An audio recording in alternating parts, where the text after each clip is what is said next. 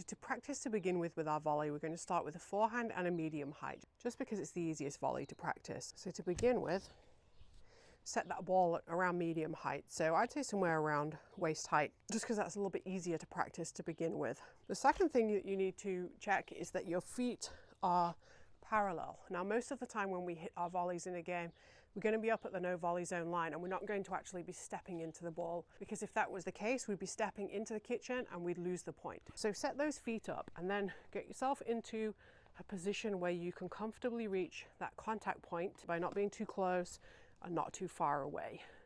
You want to be able to comfortably go from contact point to follow through like we do with all of our other shots. So for progression number one, that's exactly what we're going to do. Contact point to follow through, focusing on bringing that elbow through to the target. The more you accelerate up to that finish position, the more you're going to have power and topspin on your volley. And then we're going to go from our ready position. So I would say in your ready position, if you aim to have the tip somewhere around shoulder height and in the center. So from your ready position, you're going to go to the contact point and then follow through. Ready position, contact point, follow through. Ready position, contact point, follow through. When we hit our volleys, we're looking to keep that backswing as compact as possible. The reason for this is if you take a huge backswing, you're going to end up being late on the ball, or you'll send a wild volley out of the court. So we want our backswing to be nice and compact. Now for this progression, if you focus on bringing the tip of the paddle here back to 45 degrees, that's going to give you enough of a backswing to generate the power through to the finish. So you might need to slow this down just to get every step correct. But we're going to go ready position, mini backswing, contact point, follow through. Ready position, mini backswing, contact point, follow through. The ultimate goal is to get this nice and smooth and generating lots of power through that ball. As you add in that backswing, make sure that you are still coming up the back of the ball and you're getting the same amount of acceleration through to the finish. So when we're up at the no volley zone, we're obviously going to get a variety of different heights. So try practicing some higher volleys and some lower volleys.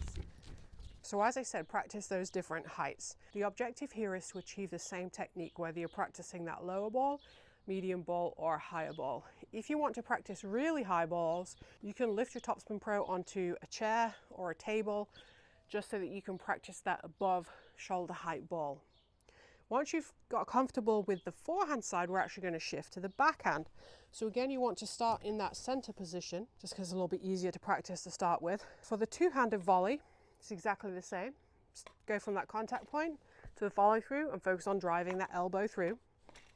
And then you're going to repeat the same progressions. Ready position, contact point, follow through, ready position, contact point, follow through, and then add in that 45-degree backswing. For the single-handed backhand volley, you're going to go contact point, and your follow through is going to be the tip of the paddle towards the sky.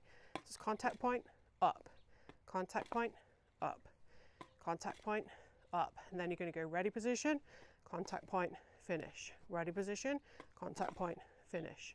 Ready position, contact point, finish. And then add in that 45-degree backswing. So have your overall goal or objective with the volleys to be as comfortable hitting a forehand volley as you are with the backhand volley, and at every single height.